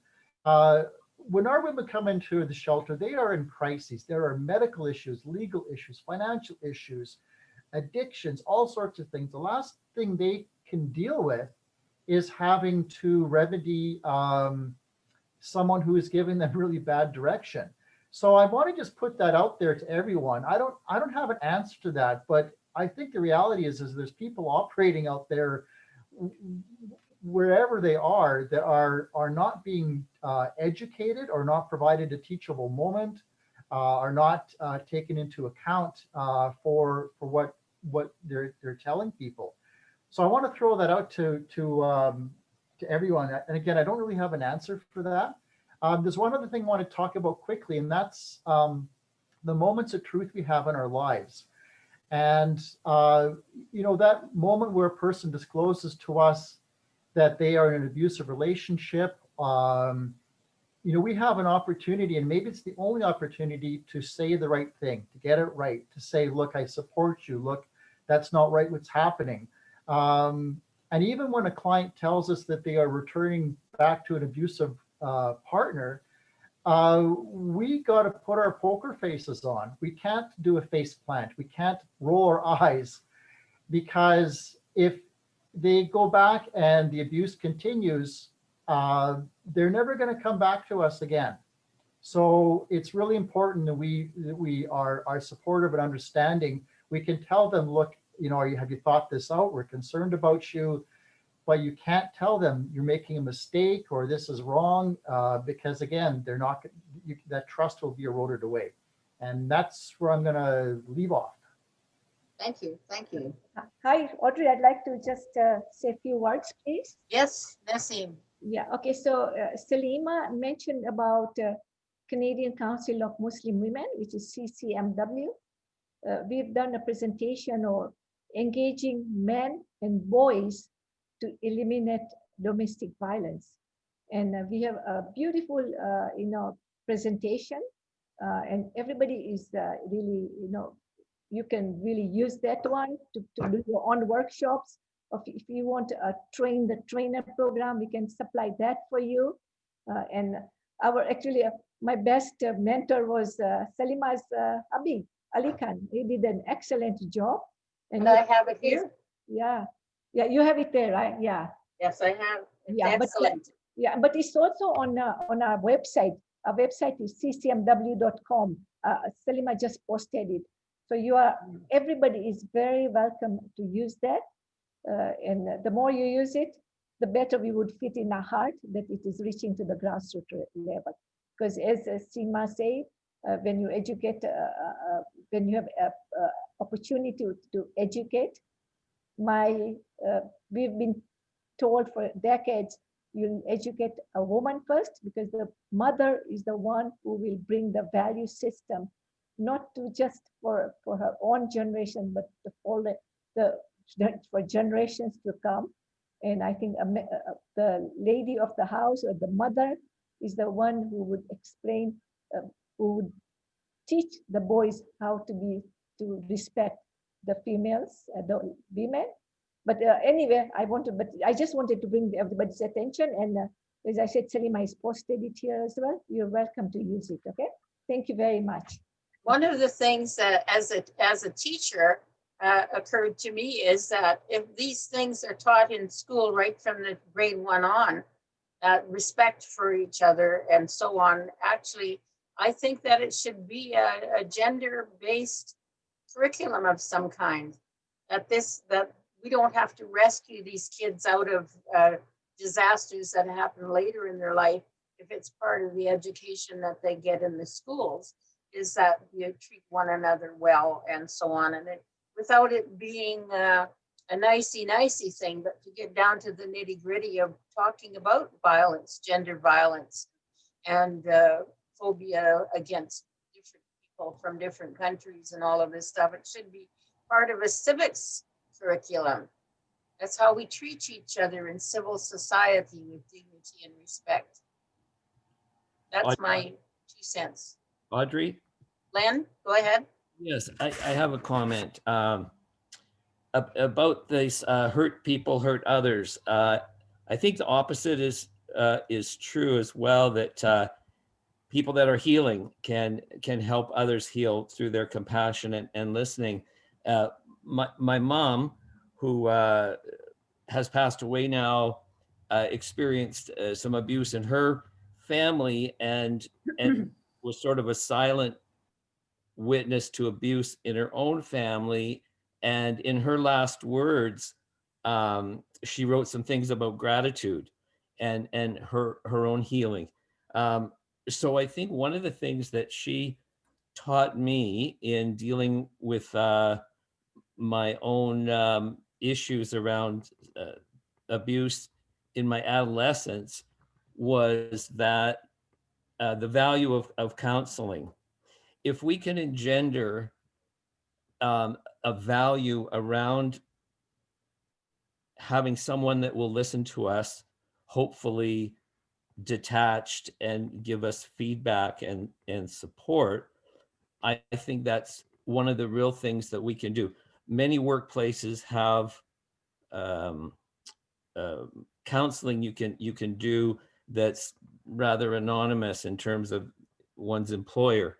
And I've experienced that through grief counseling and family counseling, which has been a real good resource. So what I guess I want to comment on that is, if we can encourage that value of counseling, it might not be the best counselor. We might have to go through 3 counselors like music teachers to get somebody that there's chemistry and that actually is going to advocate for us in our next steps. I think it starts with our own responsibility for our actions, for our past actions. And I'd be interested to hear Salima's comments on those that have success stories around people that have taken responsibility, whether as perpetrator or people in need of dealing with the issues within their relationship or family, and what she'd have to say about how do we encourage people that it's not an unmanly thing to get counseling in our marriage relationship before it has to end in divorce, because men are often reluctant to be seen as weak and need counseling. As my daughter, who's witnessed her parents divorced, her grandparents divorced after raising 5 kids, her aunts and uncles divorced. I mean, we're all in a dominant culture of not broken. What I mean is blended families. The majority of kids are in situations where it's not mommy, daddy, and kids. So Salim, I just wanted your comments on that as a professional counselor. Yeah, I'm so glad you pointed that out, because I think like it is really one of the core pathways that we have to healing. And I think like it came up in other folks' conversations too. I think Jody had also mentioned, right? Like the value of sort of finding pathways to healing and healing the trauma that exists. Yeah, like, I mean, obviously I'm in the midst of hearing all of the difficulties all the time, but I also have the great privilege of watching folks heal. And it is miraculous and beautiful and the best part of my day. Like it's incredible to watch people find a space where they feel heard and seen, and how much that on its own can do. Like just to sit in a room with someone who actually sees you and hears you. And for me in my practice, the thing that makes the biggest difference is how much weight comes off when folks don't have to explain themselves. So one of the reasons why I'm such a big fan of culturally and religiously aware and sensitive counseling is because there's a huge burden to having to go into a room and not just disclose these like incredibly difficult moments and all of your vulnerabilities, but then also to have to explain the cultural nuances and have to hold space for how someone might stereotype your community or your culture, your faith. And so I think like absolutely to encourage counseling, but also to make sure that the resources we have available for that counseling allow for people to do that in a way that actually reduces harm. And literally that's like the heartbeat of my practice. And I'm like overjoyed that I get to do this work, and I feel very privileged to do it. But I also recognize that there are not enough of us. The list of counselors of color is short. The list of faith-based counselors who have credentials, to Jeff's point, is short. The list of people who are like queer positive and who understand domestic violence and who understand trauma is very short. And that's a problem. And I will say, like, from a community perspective, one of the places where we can encourage folks is not just to go to counseling, but to become counselors. Yeah. It was a hard sell for my parents when I decided to go into psych. My dad was very concerned that I would get overwhelmed with the amount of like emotion that it took, because I'm naturally a very emotional person. And they were like, both my parents were concerned about how I would make a living and what I would do and how long it would take me. And it wasn't a typical pathway, particularly in my community. And I'm very blessed that it's worked out and that I have been able to do work that I love, but it's still not a common pathway. And often it is women still that are going into this, I think, because we tend to be in caregiver roles more frequently. And so the other thing that I find really challenging is that there aren't enough men for me to refer men to. And that dynamic does matter, right? So often, like, even when men come to me, like, it's good and it can be fruitful and it can be productive, but it falls into that dynamic of power and of nurturing that sometimes isn't helpful when we're trying to get folks who identify as male to move out of the spaces that they're comfortable in. And so being in a room with a counselor who is a woman can often replicate those dynamics unconsciously. And I've seen that happen in my own counseling experiences, like with my husband and without my husband, like I've seen that replicate. And so but there really are so few men doing this work. And like when we talk about the CCMW's project and we talk about what it means to engage those who present as male and who identify as male in this work, that is the next layer of that conversation, right? It's getting them involved in spaces of counseling so that folks actually have somewhere to go, where they can access care that is relevant, that will hold space for them, and where they feel like they can actually be fully themselves. And we can't discount the gender dynamic when we talk about that. And it does need to be part of how we think about what appropriate counseling looks like. And I literally right now on my list have one male therapist that I refer people to, and it's not enough. Like I need more all the time. And so, yeah, but to your point, I do agree, like counseling is such a big part. And I think across all of our communities, like there's still such a stigma about going to see a therapist. And I am a big believer that everybody should be in therapy at all times. Like therapy is good for everybody. Having someone to hear you and see you and drop some of your weight with is good for everyone always, as long as it's a good therapist that you have a good relationship with. And yeah, sometimes you do need to try a few before you get to the right one. But yeah, 100% agree, and very much the heart of my work. I'd like to add a comment to Salima. Hi, everyone.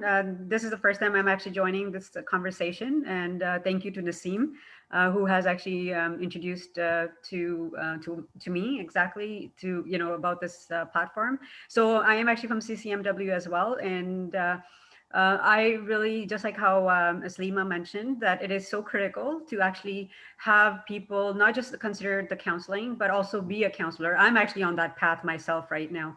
I have been a survivor of domestic violence and sexual violence and any violence that you can think on that exists.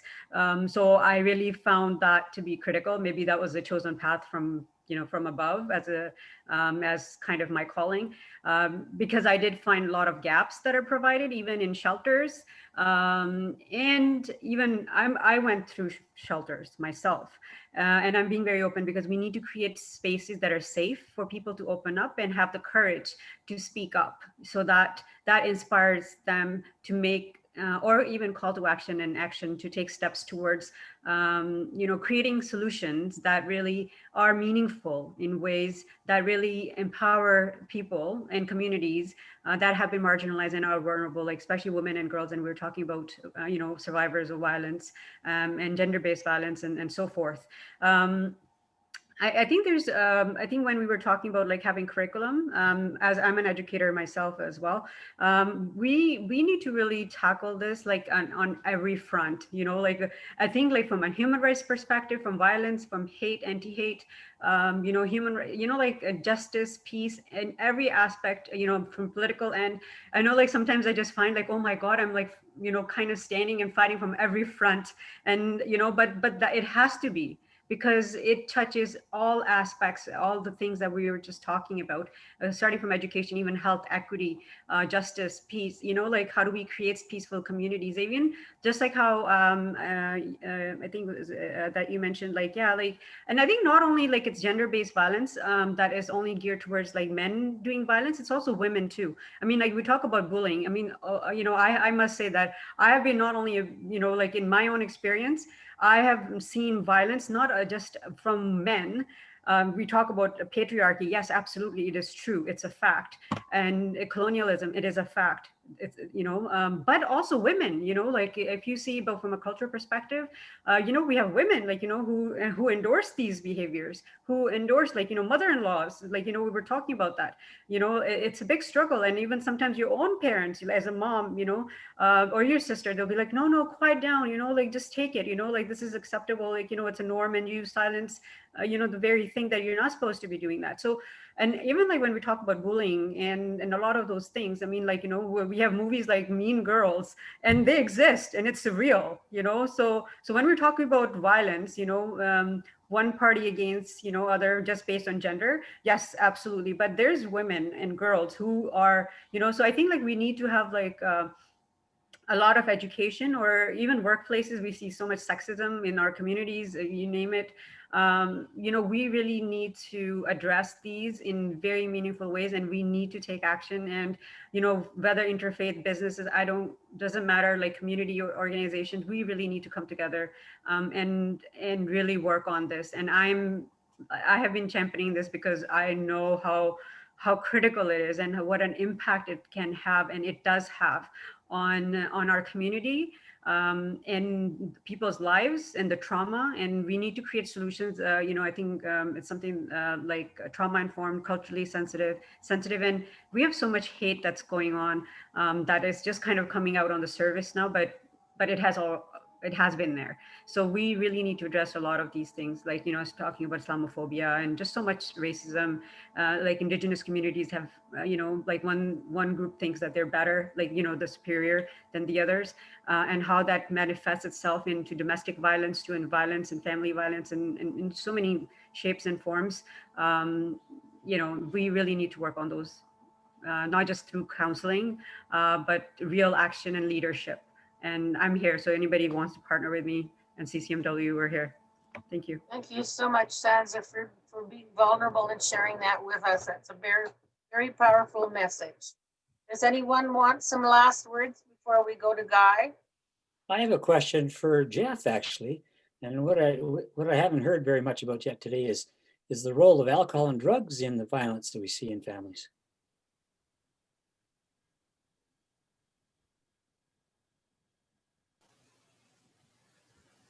Okay, so that does play a role in when we do a danger assessments, if there's alcohol or drugs. But then there's also a lot of research that supports the belief that it often just reduces inhibitions, and that violence would occur regardless. Having said that, though, certainly if there's substance abuse, it does place the women at greater risk, as does unemployment. You know, so yes, it definitely is a factor. But like I say, there's an argument that the violence can occur without alcohol as well.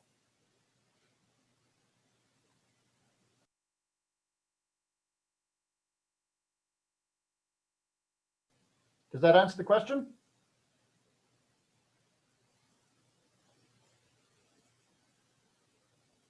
Guy, are you happy with that answer? Yeah, anybody else want to contribute to that? Because I think there's an issue out there.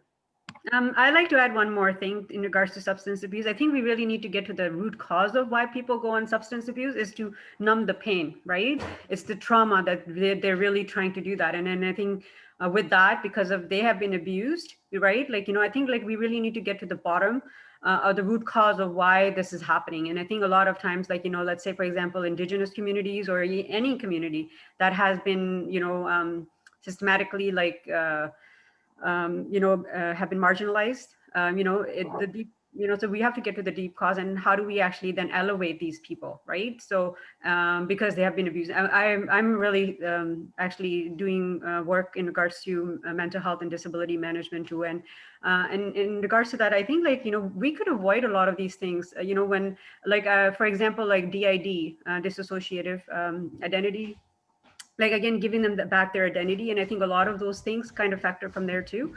So once we restore the dignity and that identity and, you know, their self of being, I think then people won't have to rely on these substance abuse and stuff like that. And then even, you know, further carry out that, you know, a vicious cycle of violence that perpetuates, you know, onto others, which they have faced.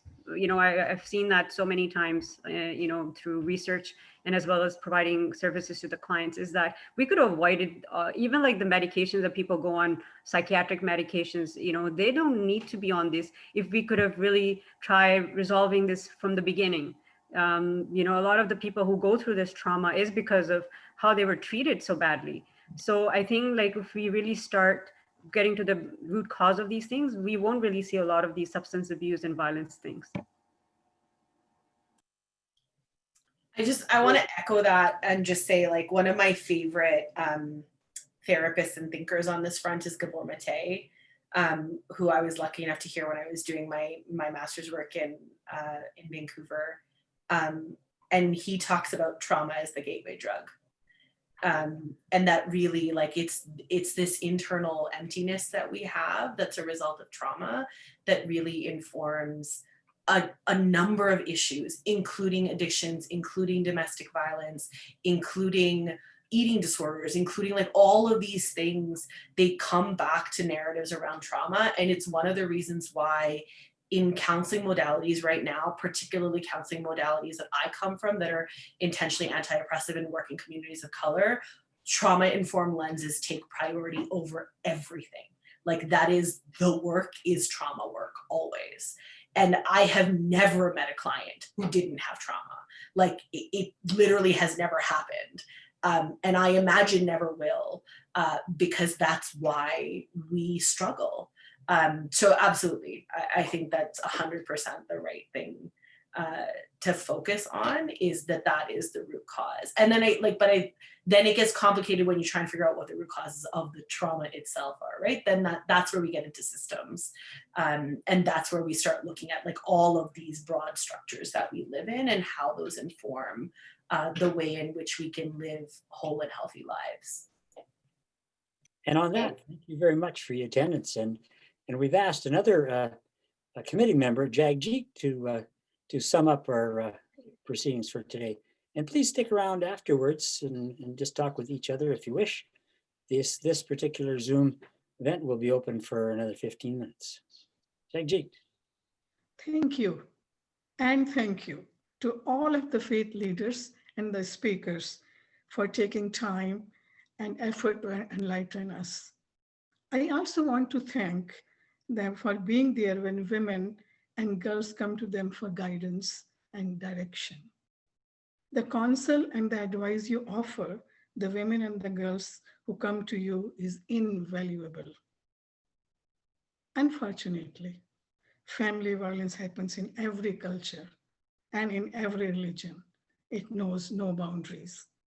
As we heard from our leaders, that no religion promotes or condones violence against women and girls. But even then, there is violence against girls and women. And like in Hinduism, in our scriptures, they say that Matru Devo Bhava, that respect your mother. She's form of a god. But do you think people follow that? No, again, there's a violence against women. And same thing which Salima said, that in Islam, they said there is a heaven underneath of your mother's feet. These are all sayings, I'll say. In fact, our religion, such a religion, teaches to respect women. This is why we wanted to hear from our faith leaders.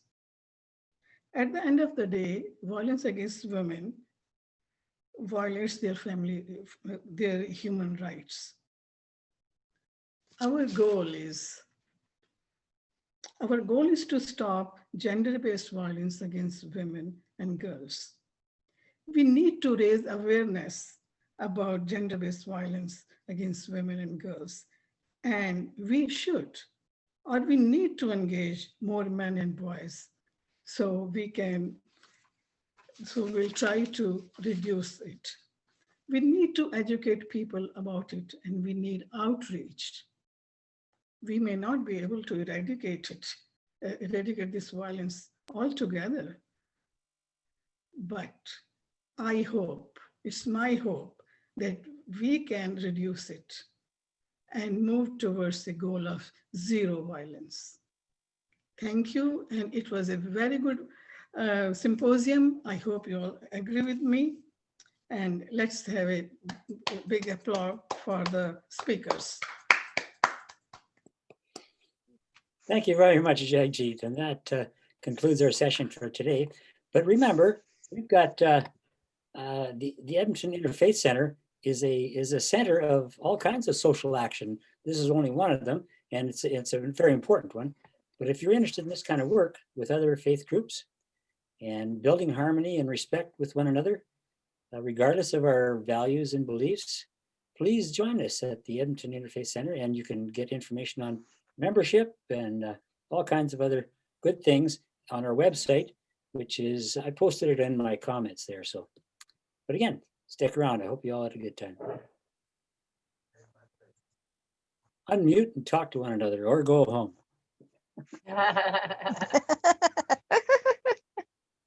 Thank you very We'll much. go warm up my car.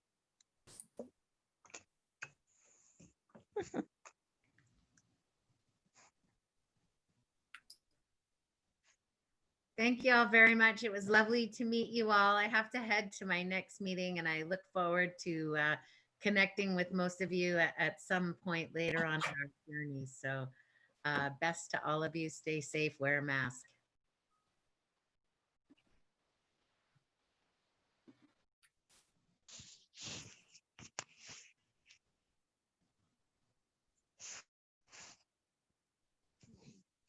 Thank you to the Interfaith Center for organizing this. It was really informative, learned a lot.